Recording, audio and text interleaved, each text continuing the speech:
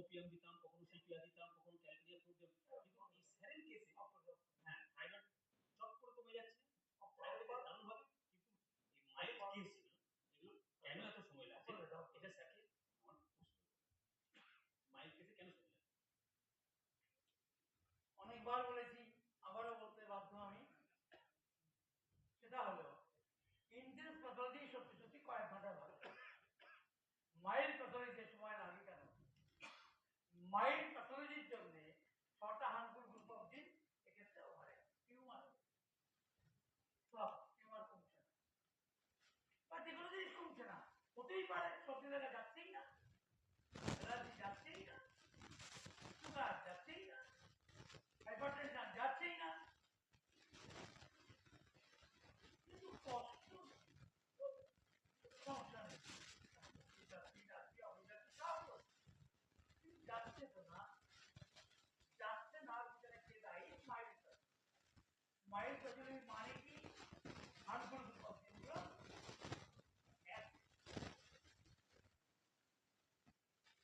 Over active তো এই মুহূর্তে নয়, সে তো ওরকম কষ্ট দিচ্ছে না, ওরকম কষ্ট দেওয়ার অর্থ হলো ওভার, এগুলো এক। এই মাইল্ড প্যাথোলজিকে কমানোর অর্থ হলো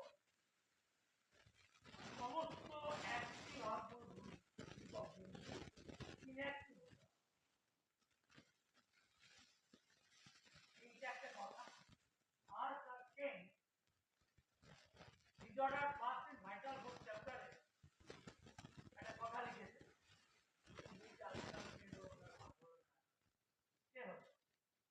যদি একটা যেমন ব্রেস্ট টিউমার একটা উদাহরণ যাচ্ছে যাচ্ছে কি, এইটা নিয়ে তো চিন্তা শেষ ছিল, বাহ কারো একদিকে একটা টিউমার হয়ে আছে, জানিয়ে হয় টিউমার তোমার হয় কি বলো না, আমিও ভাই বাবা দাদা টিউমার লাইফোমা বিরাট বড়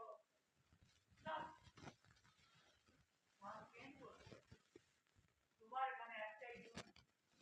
সে এটা নিয়ে ভাবছে, ভাবতে পারে সমস্যা হয়, ভাবতে তোমার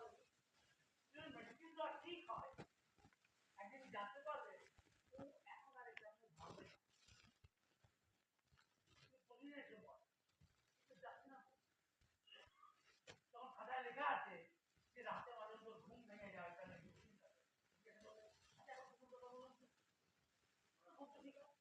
আপনি যে বলেছেন যাচ্ছে না, আমি এটা নিয়ে অনেক ভাবতাম, এখন তাহলে বলেন যে বাড়িতে লোক বলে দিয়েছে, বললো ডাক্তার, বউ বলে দিয়েছে গিয়ে বলবা, ডাক্তার গায়ে যাও, গিয়ে টাকা দাও, ফিস করতে পারো না, লোকটা আর ভাবে না কেন বলুন তো, যে এই গ্রুপ অফ জিন এর জন্য দায়ী ওই ব্যক্তি হয়ে গেছে, এগুলো চিন্তাই নেই, স্যার পেট এটা বলেননি কিন্তু এটা বলেছেন, ওইটা ও নিজেই ও ভাইটাল ফোর্স ওটাকে দেখে নেবে, তোমাকে কি করতে হবে, তুমি কি করবে, তুমি সেই যে কথাগুলো বলতো ওটাকে ঠিক করতে পারলে কিনা যায়, যদি ঠিক করতে পেরে থাকো তাহলে কিন্তু এ আর কোনো সমস্যা তৈরি করবে। তাহলে আমি এবার জিজ্ঞেস করি, ডক্টর প্রাণ মন দিয়ে শুনুন, দোকান 4 টাকা লাগিয়ে না, শুনুন আগে আমার কথা শুনুন, আপনি বসুন আগে আমারটা শুনুন, 2 দোকানে হবে না, 4 টাকা লাগান, কি কথাটা, কথাটা হলো তার কেন্দ্রের কথা আমার নয়, আপনার নিজেরা ভাবুন, কেন্দ্র বললেই মানতে হবে এমন কথা আমি বলি না, আমি নিজেও মানি, এটা আমার যুক্তিতে না, আমার যুক্তি এই ছেলে চলে আসিস কেন, আরে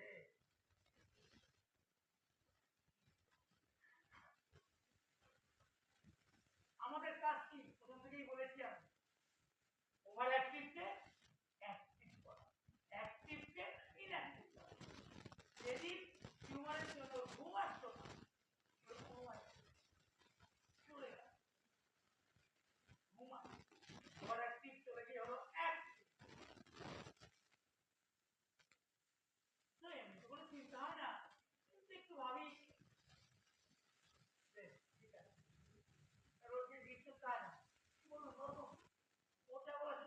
না বললে আচ্ছা কই, আমি তো অনেক কথা বলেন কই, সেটার কথা বললেন না তো, ভাবনাই প্রবলেম। স্যার কে যেটা লিখে গেছেন, ভাইটাল ডিসঅর্ডার, নিজের ফার্স্ট ইন ভাইটাল করতে আসা, পেজ নাম্বার পেয়ে যাবে আমার বই থেকে, বা বই খুঁজবে, চ্যাপ্টারে খুঁজবে, ওটা আছে পেজের কোন একটা পেজের নিচের দিকে, তার মানে করে দিতে পারে। সে হলো স্যারের কথা, যখন তার কোনো সমস্যা তৈরি করছে না, তার মানে হলো তার এটা বলে, মানে হলো ওই গ্রুপের জন্য দায়ী দিন, ওই সমস্যার জন্য দায়ী দিন এখন ইনে টিউমার ও গ্রোথ, ফাইব্রাস টিস্যু গেল কি না গেল কিছু এসে যায়, নির্দিষ্ট ও কামড়াতে পারবে না, কামড়ে দিলেও বিষ হবে না। সেই জন্য টিউমার নিয়ে ভাবলে ডাক্তার পাগল হয়ে যাবে, প্র্যাকটিস ভুলে যাবে, ভুলে গিয়ে লোকেদের আশেপাশে গালাগালি খাবে। তোকে এটা বলতে হবে, এটা বুঝিয়ে বলতে হবে, এটা যে তৈরি করেছিল তাকে আমি বিষ মুক্ত করে দিয়েছি, নির্বিষ করে দিয়েছি, এটা আপনার কোনো সমস্যা তৈরি করবে। আপনি বলবেন এটার কথা সারা দিয়ে কতবার মনে পড়ে, আমি কিছু বলি না, সে আগে ভাবতাম এটা কি মিন করলো, এটা মিন করলো ওই গ্রুপ অফ জিনকে ইনঅ্যাক্টিভ করা যায়, ওই টিউমার থাক না, ডক্টর চায় 10টা টিউমার হোক, আমার নিচে না ঘুমিয়ে থাকুক, ডক্টর চা বুঝা গেল না তো, এনকে পড়ুন তাহলে ভালো করে। এটা একটা ভালো প্রশ্ন, অনেকেরই প্রশ্নটা হওয়া উচিত ছিল, একজন বললেই 10 জন বলা হয়। তাহলে মনে রেখো,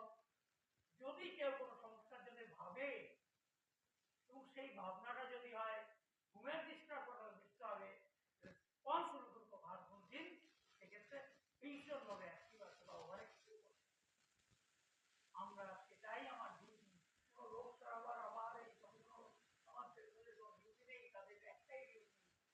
ওর জন্য দায়ী হারমোন গ্রুপ অফ জিনকে পার্মানেন্ট ইনঅ্যাক্টিভ, একটাই কথা, পার্মানেন্ট ইনঅ্যাক্টিভ। এবার একটা কথা দেখো, তারপরে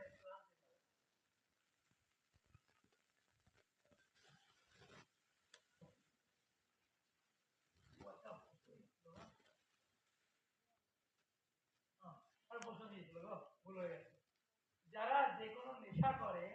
তাদের সেকেন্ড সাইকেল পুনরায় হবে না, ধরা যায় নয়, ওদের ধরা যায় মানে কি হবে, তোমার অবসর করতে তুমি ধরবা ছাড়বা,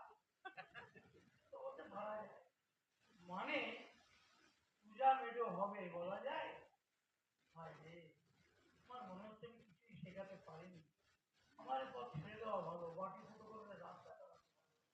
কিছুই শেখাতে পারিনি। তুমি নাম তো লিখবে না জানি, কিন্তু কথা হলো তুমি আমার ইনস্টিটিউটের ছাত্র হলে হ্যাঁ বলো, হ্যাঁ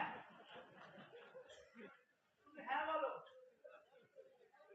আচ্ছা শোনো, যদি না হয় আমি কিছু বলবো, হ্যাঁ হয় তাহলে বলবো আমি তো কিছু শেখাতে পারিনি, অযোগ্য শিক্ষক, আমি নিজের অযোগ্যতাকে স্বীকার করে দিলাম, আমি তোমাকে কিছু শেখাতে পারি। যারা নেশা করে এদের সেকেন্ড সাইকেল সাধারণত হয় নেগেটিভ হাইড্রোফোবিয়া, তুমি শেখাতে পারিনি, আমি কালকেও কতবার বললাম, আমি কি করবো ভাবছি পোশাক ছেড়ে দেবো, ডাক্তারি করবো, ডাক্তার যায় ডাক্তার দিয়ে হবে, এই বড় আমি ছেড়ে দেবো, আমি কাউকে কিছু শেখাতে পারি। প্রথম দিন হাইড্রোজেন সিএম দিয়ে রুগী ভালো থাকলে বোঝায় সিএম করে দিতে পেরেছে, তাহলে নেক্সট দিন হাইড্রোজেন 0/16 না দিয়ে 200 কেন দেবে, দেখো যাতে মাথা তুমি পাতে ঠিক আছে।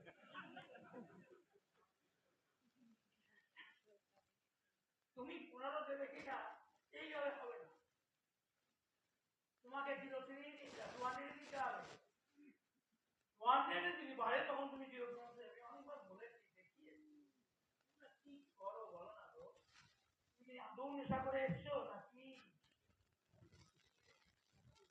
আপনার মাথায় 65 ডোজের ভাবনা কিভাবে